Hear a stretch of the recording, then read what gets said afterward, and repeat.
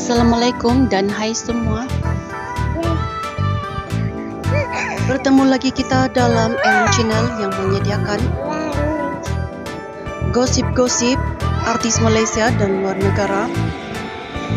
Jangan lupa like, komen dan subscribe. Pengurus kepada pelakon Fatah Amin iaitu Acha meminta peminat mendoakan yang baik-baik buat artisnya yang dikabarkan bakal mendirikan rumah tangga bersama penyanyi Amira Othman. Acha berkata demikian ketika menjawab soalan seorang peminat ketika sedang bersiaran langsung di TikTok.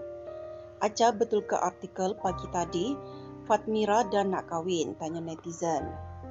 Doakan yang baik-baik, kata Acha ringkas bagi menjawab soalan tersebut.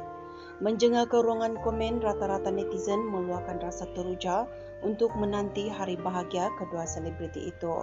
Alhamdulillah, kalau dah Acha cakap macam tu, faham-fahamlah ya, sabar. Tak sabar lelaki baik untuk wanita yang baik Allah bagi pada waktu yang tepat.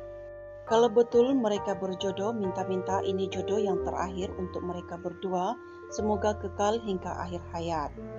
Kalau ada Daniel dari pihak manajer, sahilah tu. Kami sentiasa doa yang baik-baik untuk Abang Long dan Kak Long. Betul lah apa Acha cakap tu, doa yang baik-baik je, komen netizen.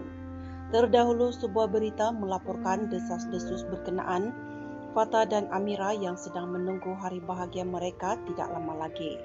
Bagaimanapun, sehingga kini tiada sebarang pengesahan daripada pihak Fatah dan Amira tentang perkara tersebut.